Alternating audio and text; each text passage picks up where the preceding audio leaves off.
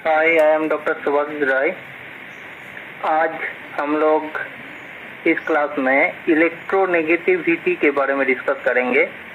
ये chapter periodic properties में है, इनऑर्गेनिक केमिस्ट्री में। ये बीएससी पार्ट 1 के सिलेबस में है।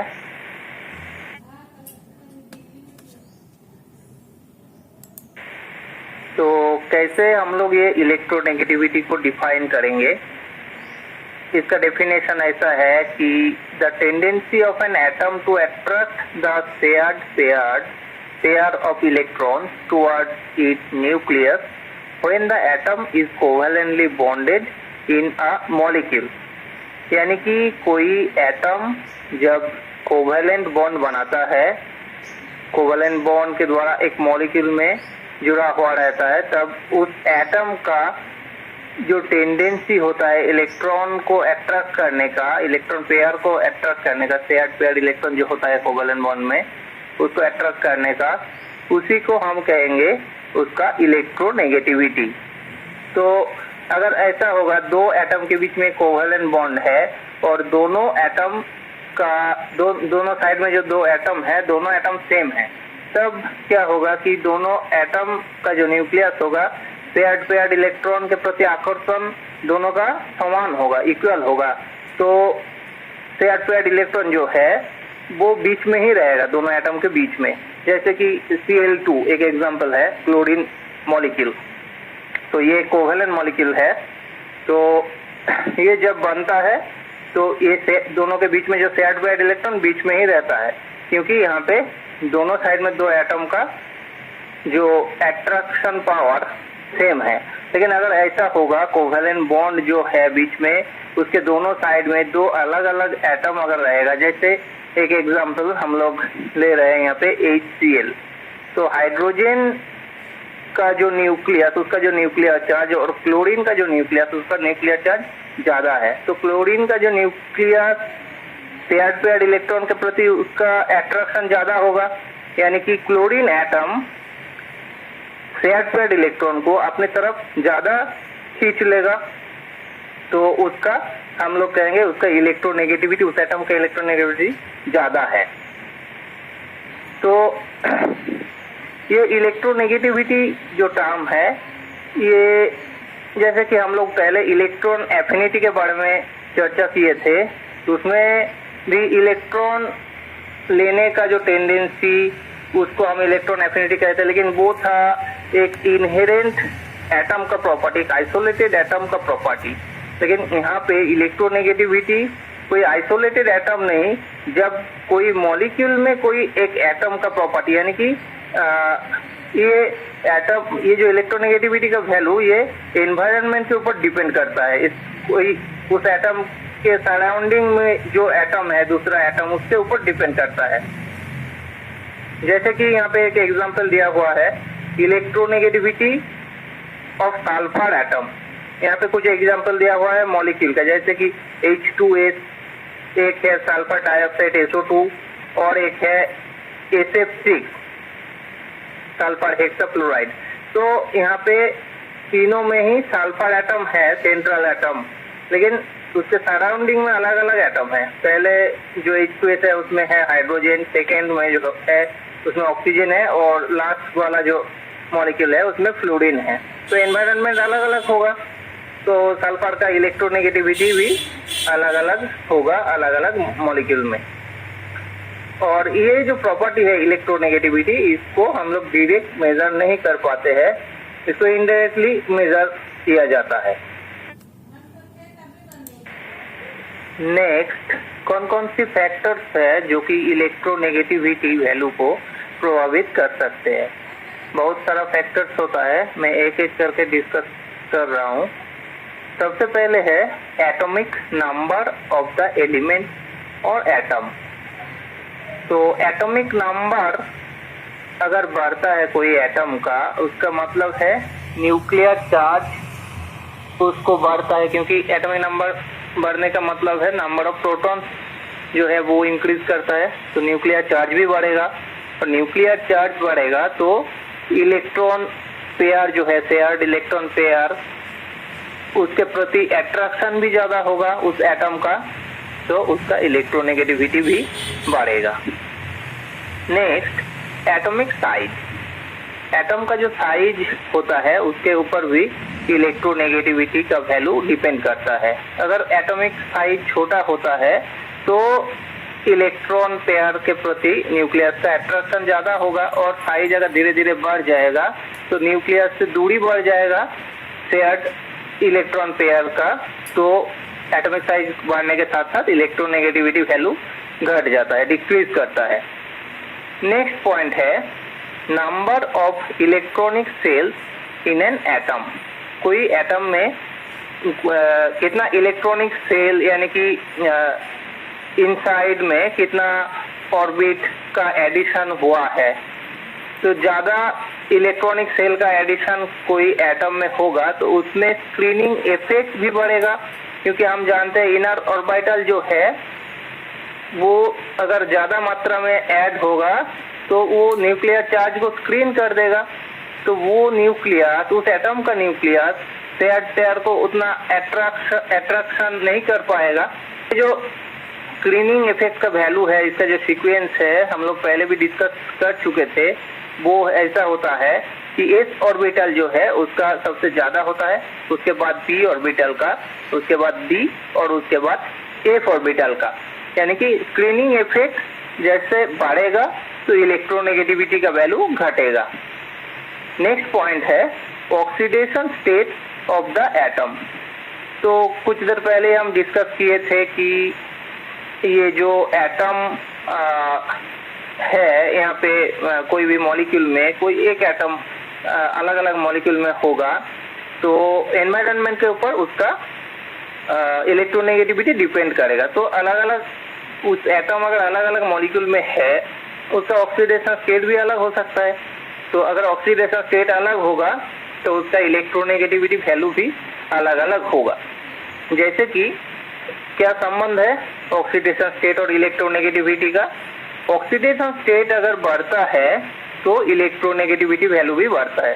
जैसे कि यहाँ पे एक एग्जांपल दिया हुआ है Fe3+ और Fe2+ के बीच में। तो Fe3+ का इलेक्ट्रोनेगेटिविटी ज्यादा, Fe3+ जो है इसमें ऑक्सीडेशन स्टेट +3 है और आयरन 2+ में ऑक्सीडेशन स्टेट है +2।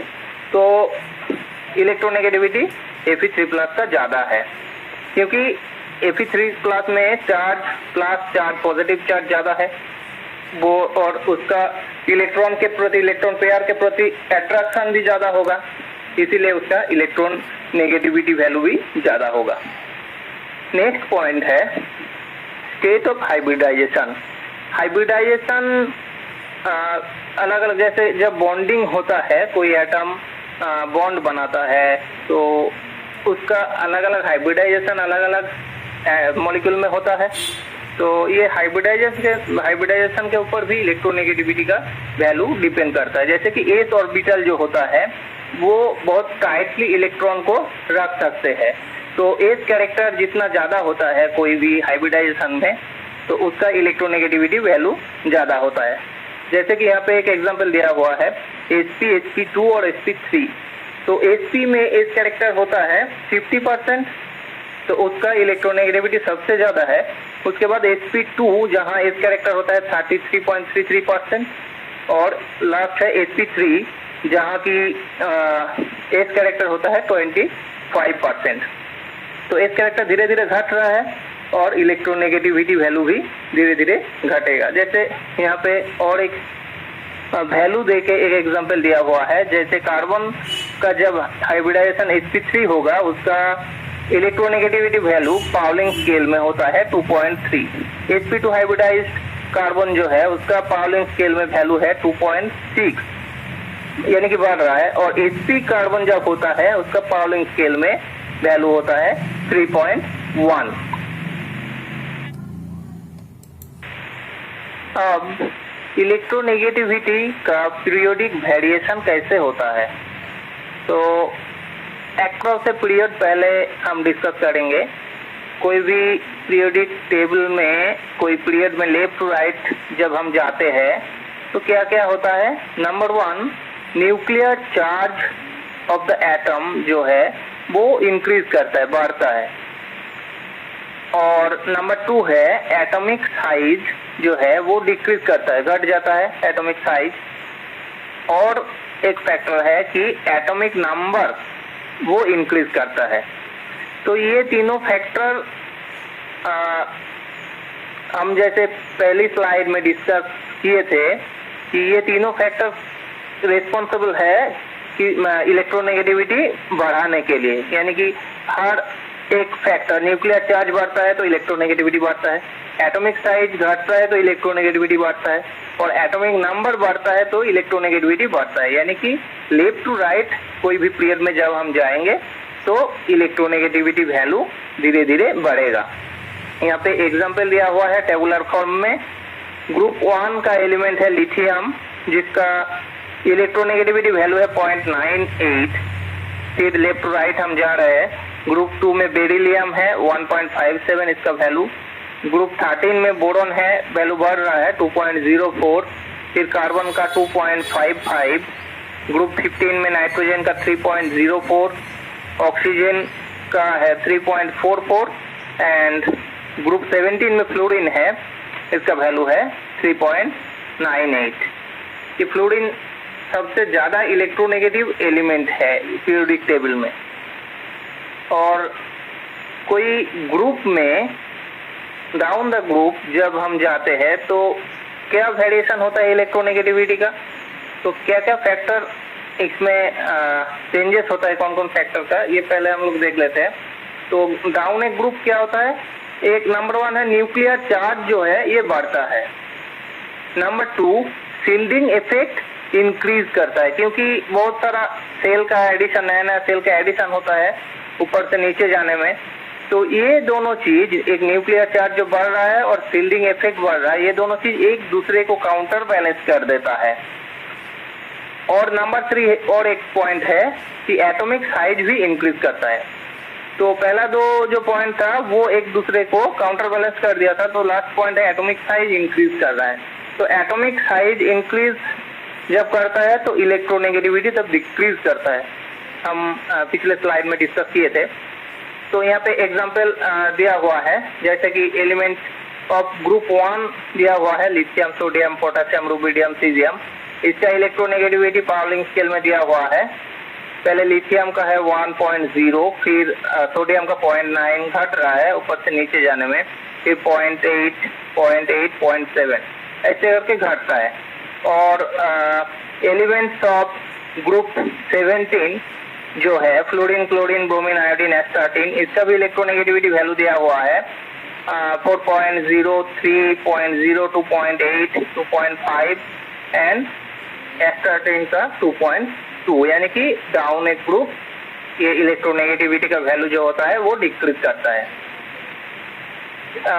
ऐसे ही जैसे हम लोग 3D मेटल से 4D मेटल में जाते हैं, डाउन माने एक ऊपर से नीचे आते हैं, डाउन एक ग्रुप क्या होता है इलेक्ट्रोनेगेटिविटी का वैल्यू डिक्रीज करता है। फिर जब हम लोग 4D से 5D में जाते हैं, 5D सीरीज में जाते हैं, तब इलेक्ट्रोनेगेटिविटी वैल्यू का इंक्रीज होता है, क्योंकि यहाँ पे एफ ऑर्बिटल का पार्टिसिपेशन होता है। यहाँ पे बीच में लैंथेनाइड जो एलिमेंट होता है उसका एडिशन होता है, और एफ ऑर्बिटल का जो स्क्रीनिंग इफेक्ट है बहुत कम है।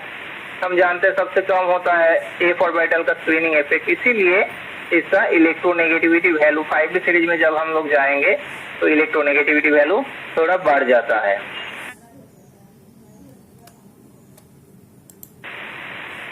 जैसे कि हम बताए हैं कि इलेक्ट्रोनेगेटिविटी को हम लोग डायरेक्ट मेजर नहीं कर पाते हैं।